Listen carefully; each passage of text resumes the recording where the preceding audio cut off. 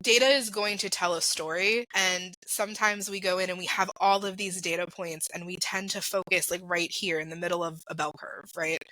But there's data points over here that are outliers, and there's data points over here that are outliers. And so I know what I want to ask, or I'm considering what I want to ask, but I also am now learning stuff over here. I'm learning stuff over there.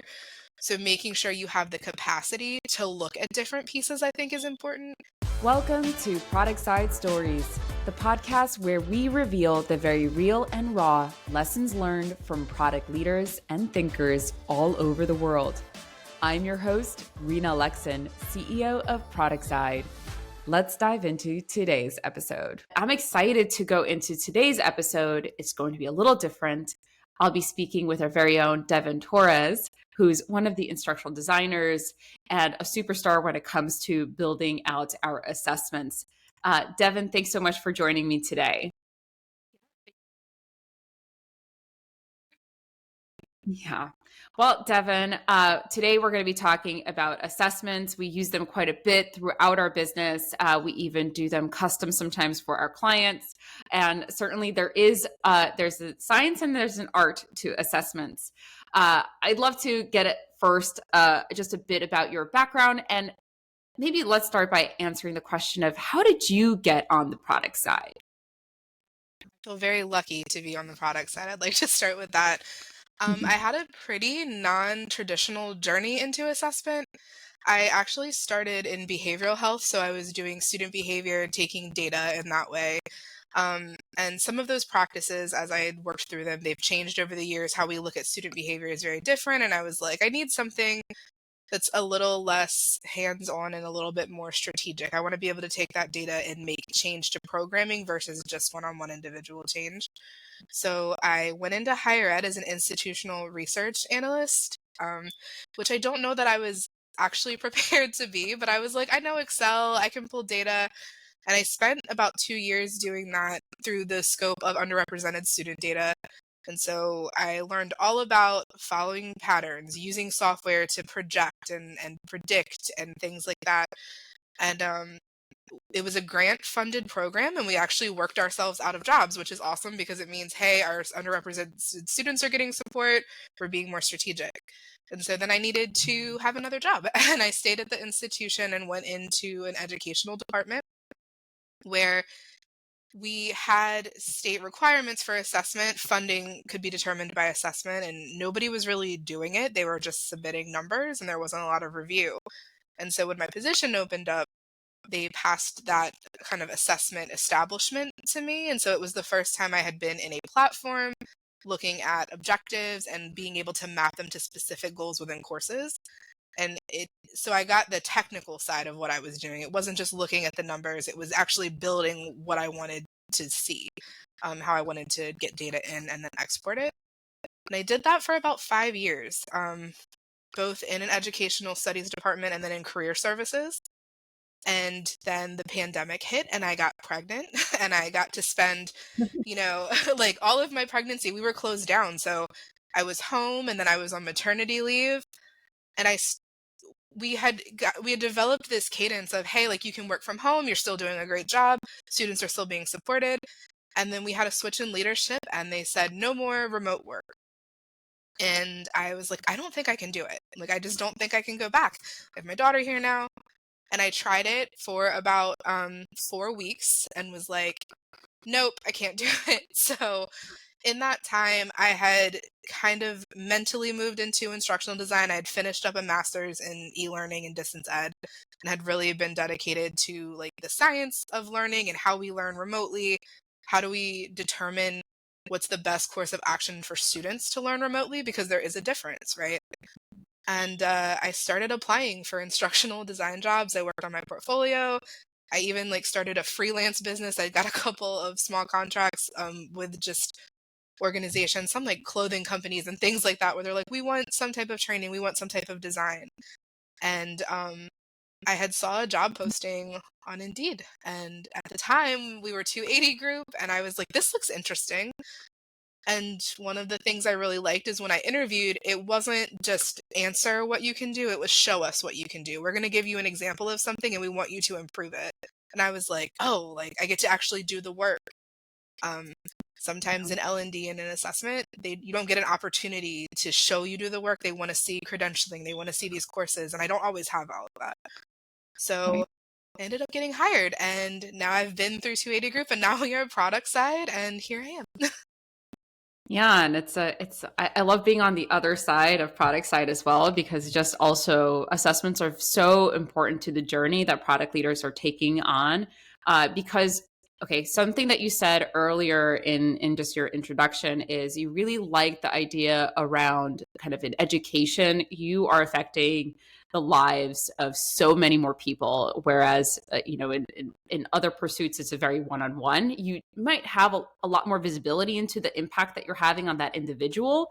But from an education standpoint, and I think very similar in our business and the services that we provide, I like to think not only are we educating people, but the product role is so central to the work that is done across the organization that the impact magnifies, Mhm. right? So if we have a room of 20 people and we change behavior for 20 people, the impact of that behavior change is actually much greater because it affects marketing, sales, engineering, everybody else in those companies, and the companies themselves are huge. But assessments are so part of that journey, because I don't think we can make real lasting change and impact when we don't have a clear picture of where are we starting and where are the gaps. And so that's why for us, and it's been since I've joined, so important for us to have a really strong understanding of what is science and what is art about assessments, and how do we then use them in our engagements. So maybe we could even start there, since you have such an experience and background with just assessments in the design and structure. What are some of the things that you have to think about when you are designing a new assessment? Yeah, I like how you break it into the art and science, and one of the things I always experience is sometimes you're talking to stakeholders and they're like, "We want to see this visually. This is what we want it to look like." And then I'm talking to other people who are like, "This is what we want to know," and they don't always align, right? There can be a huge disconnect between visually what people want to see and present and what people are taking in. So I think with assessment, you have to answer those questions up front. Sometimes people go into assessment and just say, well, I'm going to ask a bunch of questions and I'm not going to think about the output or the tool or the sharing of information. Mm-hmm. And when you're working in assessment, especially when you're trying to show data to people who are not internal, who are going to be consuming it, you have to be considerate of accessibility. And I'm not just saying accessibility in the sense that people can see it, hear it. They have to be able to absorb it in a way they can understand. And so making sure you're thinking about how you're communicating that data to multiple people, I think is one thing to consider um, from the very beginning. And the other major thing is what you want to know. Data is going to tell a story. Data is people. It's not just always a numerical point, right? And sometimes we go in and we have all of these data points and we tend to focus like right here in the middle of a bell curve, right? But there's data points over here that are outliers and there's data points over here that are outliers. And so, yes, I know what I want to ask or I'm considering what I want to ask, but I also like I'm now learning stuff over here. I'm learning stuff over there. So making sure you have the capacity to look at different pieces I think is important. And I'm not a I'm not a product manager, but in working with so many great product managers, it's nice to see that it feels like in this field, it's like, okay, like I hear this piece, but I'm also looking over here because this is telling me something as well. And I'm also looking over here. So I think like the flexibility in what you're evaluating or what your hypothesis is also really important, especially in this type of evaluation. Yeah, so I want to dig a little bit deeper. So I heard you actually say two things. First thing that I heard, and correct me if I heard it wrong, is that when you're building out an assessment, also just understand it's not the questions you're asking, it's also what is a story you are telling with that information, and who are you telling it to, so that you can design the appropriate way in which to, I guess, visualize the insights. So that's one, is don't forget, it's not just the questions, it's the reporting. And then the second piece that you kind of said is that I think with assessments is and I like to say this, I think you've probably heard me say it before, is we're trying to take the qualitative world and make it quantitative. And the problem there is when you just look at numbers, you're actually missing the context. And with anybody who's understands statistics, you're trying to just understand the shape of the curve of the replies. What's the average? What is the standard deviation? But what I heard you say, which is interesting, is that it's at the tail end that sometimes you have the greatest insight rather than what are people doing. You're actually trying to look for the tail end points to give yourself some additional context or insight. Is that what you're saying? Yeah, and for a little bit of background, that actually came from a behavioral health conference. When I worked in behavioral health, I didn't only work in K-12, I also worked with adults, and so I went to a lot of suicide prevention conferences just for resources for people. And they talked about the new at risk, at the time was the terminology, but they were talking in the scope of students. And they said, hey, we always look at the students who fall on this lower end of the bell curve as, okay, this is at risk. And there's middle students who are thriving. And there's these really academically successful students, and we say, okay, they're academically successful, they're fine. But there was a lot of environmental factors in those students that were actually then causing them to dip, but we weren't paying Mm, attention at the time because they were academically performing well, but people are whole people, right? So you can academically be very successful, but there were environmental factors that were actually putting them in different behavioral positions that weren't as strong. And so people started taking a look at that end. So it was super influential in how I kind of look at all data. It doesn't matter what type of data I'm looking at.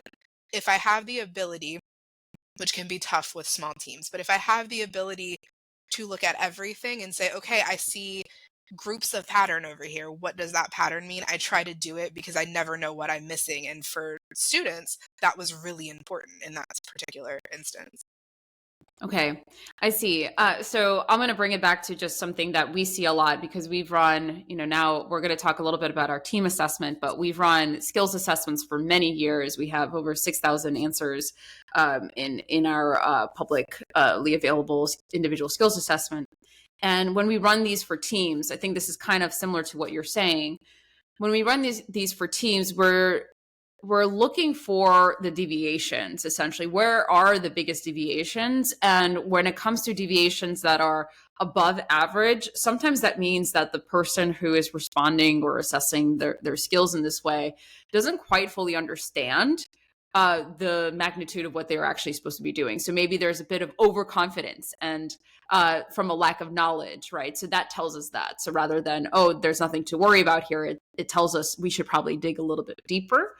And then similarly, when we do a team and when we run these assessments for a team and we find that this team has significant underperformance in an area, there could be outliers within that team that do really well. For example, let's just take pricing as an example. And what happens in those teams is that data tells us, yes, pricing is a skill area that should be improved, but it also doesn't tell us, which often is when we come in and we actually understand the context, that when this situation happens, where we have significant underperformance and a couple people who are outliers, that those couple people then become the subject matter experts for that particular area. And then there's team dynamics that evolve as a result. Team dynamics around maybe some people don't end up learning that skill because they can always turn to somebody in their organization who's good at it. And it's really it's not the assessment, right? The assessment is a tool. It's what are you doing with it? How are you actually diving into the insights and gleaning from those insights what your most important next steps are? Yeah, Yeah. it's interesting to hear it again, like we're talking two different areas, but it's the same thing. It's like, hey, you know, something good just means investigate, right? An anomaly means investigate. Like that's how I always look at it. So Yeah. Yeah, that makes sense. And so that goes back to, again, why do assessments to begin with? So we are, and I'm so excited. I've wanted this for a while, but we now have, okay, so let me actually go a little bit back because the audience doesn't really understand just the depth of the services sometimes that we offer. we've been running these services, which we formerly called them optimizations. We now call them diagnostics because that's really what they are. There's multiple steps in how we approach product team transformation. A lot of them start with what we call the diagnostic now. The diagnostic essentially is us coming into an organization and having a really in-depth point of view of interviewing people, taking a look at documents, talking to leaders, talking to people outside of product management, and trying to get a holistic picture of what is happening at this organization. So it's not like a survey, right? That is a typical Moore assessment. This is actually really laborious. We take our time, and it's a high effort, but it's also a high reward type of service, because you really get in and hone in on the context of the problems, not just the problems themselves.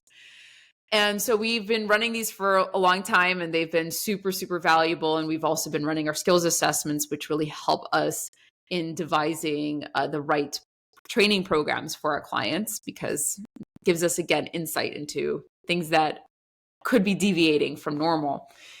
Now we have a team assessment, and you've been very instrumental in helping us create this team assessment. We wanted something that was lightweight, right? Something that somebody could respond to in 10 minutes or less, but still get insight into their team and organization. In working on this kind of assessment, where do you think there is value, like from a product leader standpoint, of why even do this assessment with some company like Productside? Yeah, I think the nice thing that it highlights is it's a lightweight option to highlight gaps, and it's accessible. So, like you just said, typically organizations are going to want this in-depth. They're going to want a more in-depth thing to say, hey, what are our gaps? What actionable items can we do? How can we fix it? But that doesn't mean that having a light touch or a light solution to immediate gaps isn't important. And I think that that's the value in this, right? You can say, hey, I just want an idea of what my team is doing. You take it, you can see areas of improvement quickly. There are a couple recommendations based on how you score, and then you can determine, okay, this is something I want to be actionable about. And then you can say, okay, I think we need training here, or I'd like to at least get to the point to investigate why there's a gap here. It opens the door to learning more about your areas of improvement. And it also opens the door to say, hey, these are our successes. We scored really high here. This is something that when we're talking about training, when we're talking about next steps, I don't have to put all of my focus on this area. This area needs more attention, and I can celebrate my team in this area. We're doing well. Yeah. And from a team assessment perspective, what we try to do is, I've been kind of mentioning, we have the skill assessments, and those skill assessments cover 15 different areas, 15 different skill areas that, we've been running this for so many years. And it allows the product leader in their team going through the skills assessment to understand gaps to their skill. What the team assessment really is about now is gaps in process and culture. So what we are trying to test for is against our best practice, which is a product side blueprint. What areas are being done very well in the organization, and then what are some areas, like you're saying, where are the gaps?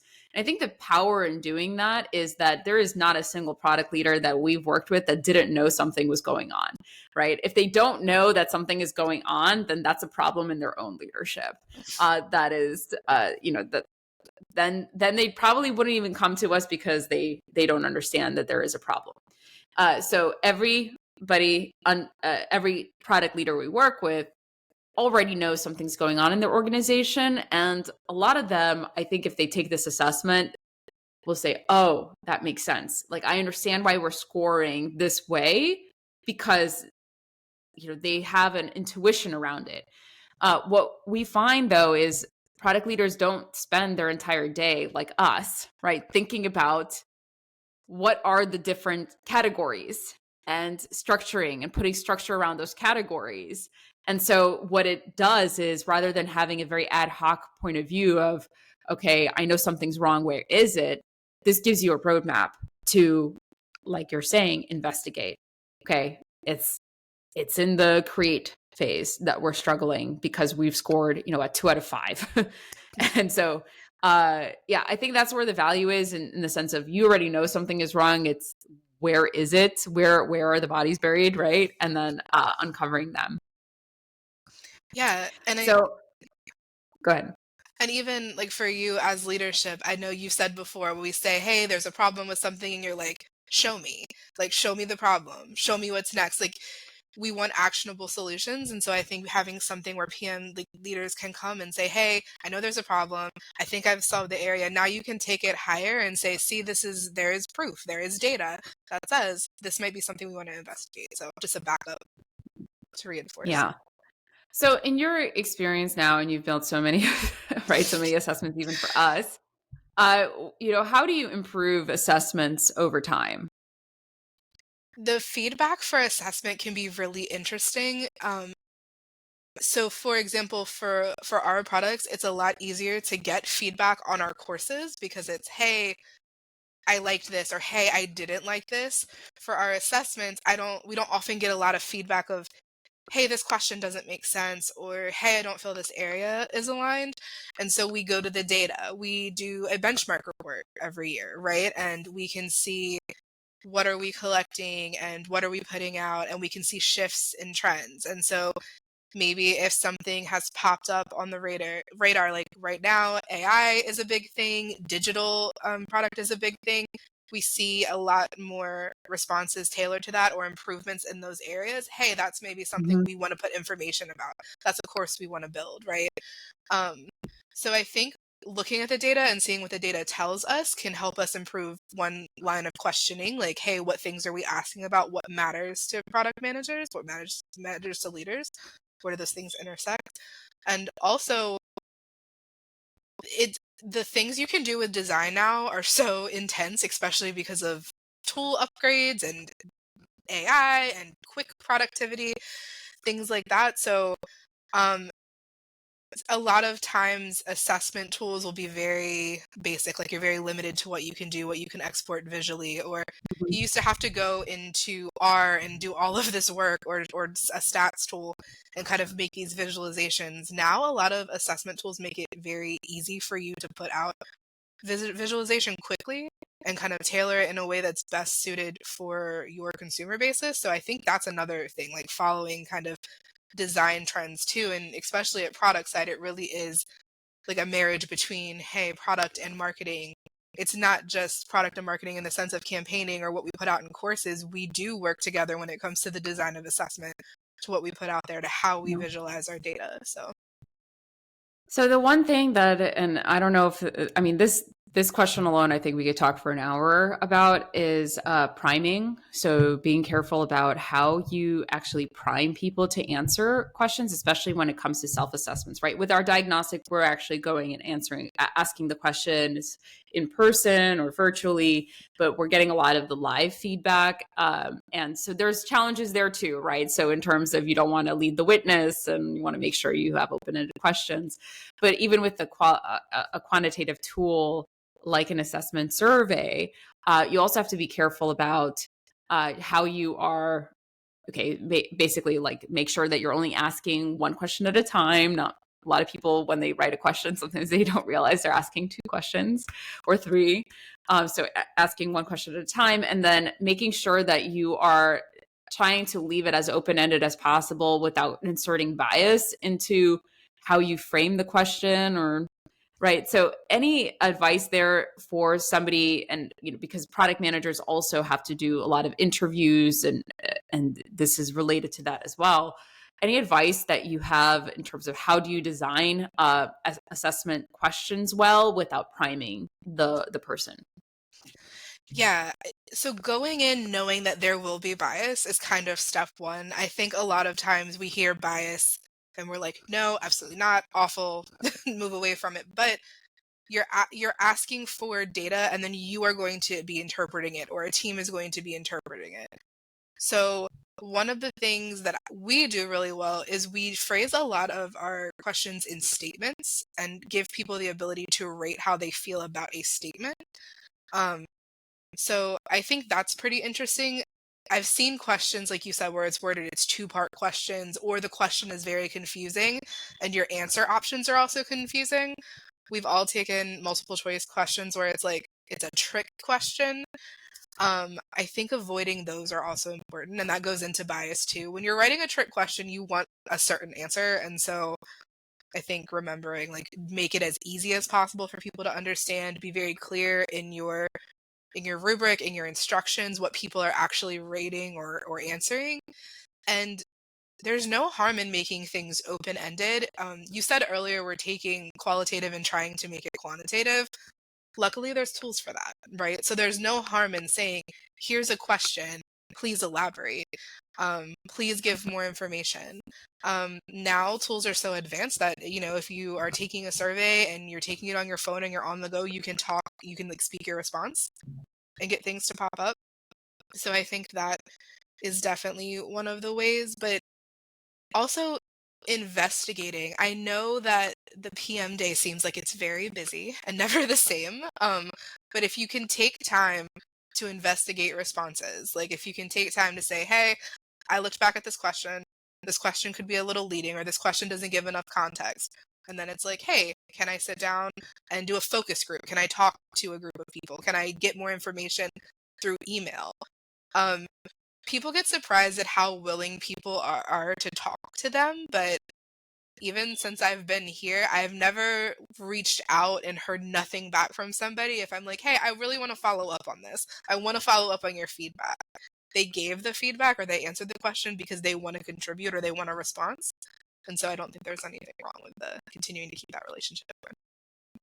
Yeah, I like what you're saying because essentially assessments are a product, right? So you should be doing some kind of level of, I would say, call it like user testing, is because you can devise a question that looks kind of obvious to you, but then when somebody reads it, you might not actually know that they might have a different read on what you're trying to ask. And so that really helps giving you information for how do you actually ask the right questions. I've done this as well with team assessments in particular. It's very difficult sometimes for a product leader to answer a question when they have in their minds two different product managers. Let's say that they manage a team of product managers and some of them are really good at something and some of them are not as good. So then how do you answer the question? Because the question has two answers. So Yeah, that's the challenge with teams.